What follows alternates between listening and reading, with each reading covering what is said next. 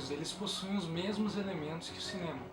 Eles possuem uma história, um enredo, uma trama entre os personagens, um aprofundamento desses personagens e, por fim, sendo assim um modo de expressão dos sentimentos e das emoções humanas mais profundas.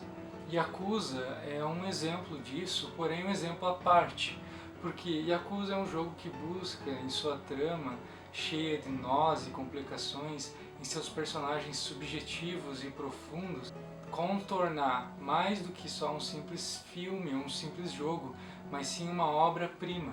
Além dos elementos da trama, que são cheios de nós e reviravoltas, podemos citar, por exemplo, a trilha sonora. Todas as músicas têm elementos de prelúdio, envolvimento e finalização.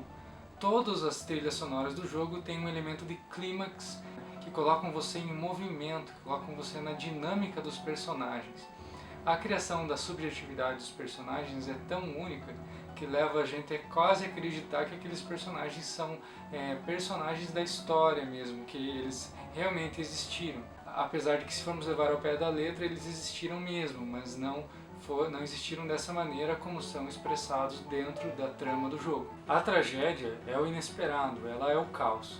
E o caos, não há nada mais caótico do que a vida humana, né? É nas relações humanas que a gente percebe como não há nada ordenado, nada racional, nada previsível. Tudo na vida humana é imprevisível. Por isso as nossas relações e nossas subjetividades são muito singulares. Os personagens têm que ser bem elaborados devido a isso, porque cada um tem a sua história pessoal, a sua subjetividade, o seu coração, as suas decisões. Nós não nos reconhecemos em histórias lineares, ordenadas, onde os personagens são fracos, são vazios, como os Vingadores, por exemplo. Ali você só tem aparências e motivações externas.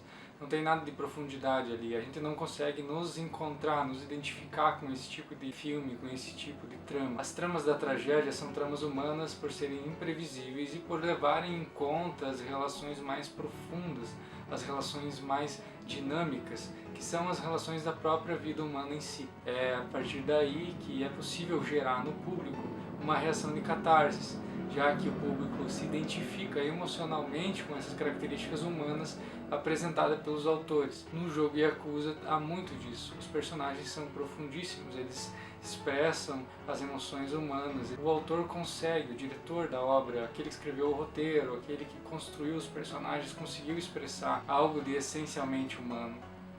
Um elemento principal para a criação de tragédias e criação de personagens, então, é a construção de um interior, de uma história subjetiva, em relação a uma história exterior de uma instituição, uma comunidade maior do que essa individualidade. Todos os personagens do Yakuza estão nessa intersecção entre o mundo interior, decisões interiores e subjetivas, suas próprias emoções que levam o público a se identificar com esses personagens e suas qualidades exteriores, sociais, familiares. No caso, a máfia e a relação que eles têm com a máfia. Essa relação da subjetividade de cada um, da história de cada um, nos faz nos identificar com esses personagens e com o seu modo de fazer as coisas. É sempre essa relação entre individual e coletivo que nos faz nos identificar de alguma forma, porque todos os seres humanos passam por esse dilema, passam por essa tensão interna em relação ao coletivo. Podemos nos identificar com o drama dos personagens porque todos nós vivemos um drama interno em relação à cultura, em relação à sociedade. Acabamos nos tornando íntimos desses personagens e torcendo por eles, para ver qual seria a resolução na vida deles, nesse dilema que eles têm entre seu interior, seu self, e esse mundo social que de alguma forma os faz sempre estar titubeando.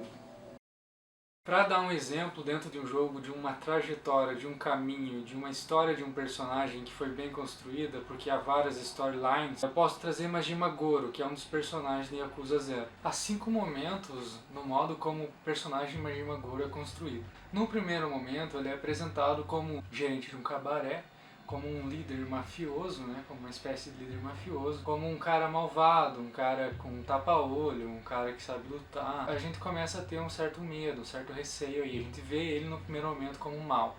Nesse segundo momento de criação da história do personagem, a gente tem um elemento trágico, a vida trágica dele, é como se ele estivesse fadado ao destino. Começa-se a explorar o passado dele e como ele chegou a essa condição de gerente desse cabaré. No momento, então, a gente começa a abordar como o passado dele foi difícil e como a situação atual dele é difícil. Ele precisa ser gerente desse cabaré para, com o dinheiro, conseguir redenção de certos pecados que ele cometeu no passado. De tal forma que no presente ele vive uma vida miserável, totalmente voltada para esse objetivo de conseguir redimir os pecados ou conseguir uma vingança em relação a algo que aconteceu no seu passado. Num terceiro momento, a ligação da storyline dele com a storyline da Makoto. E nessa interligação, ele enxerga a possibilidade de redenção. Na história, ele foi encarregado de assassinar a Makoto. Porém, ele não sabia que ela era uma garota cega. Nesse momento, ele fica num impasse entre assassinar ela e conseguir a redenção, voltar para a máfia e tal, através desse assassinato, do sacrifício da Makoto. Só que nesse momento, o lado humano do personagem é mostrado. E ele escolhe ajudá-la ao invés de matá-la.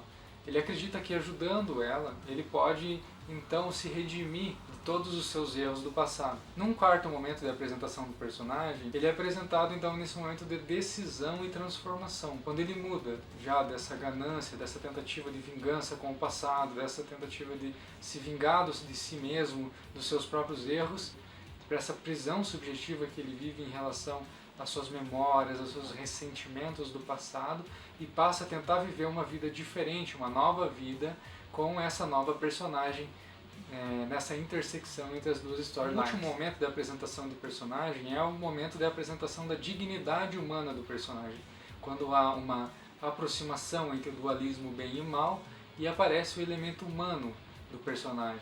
Goro aí decide então ajudar essa pessoa ao invés de matá-la e vai contra todas aquelas pré-determinações que ele tinha no passado.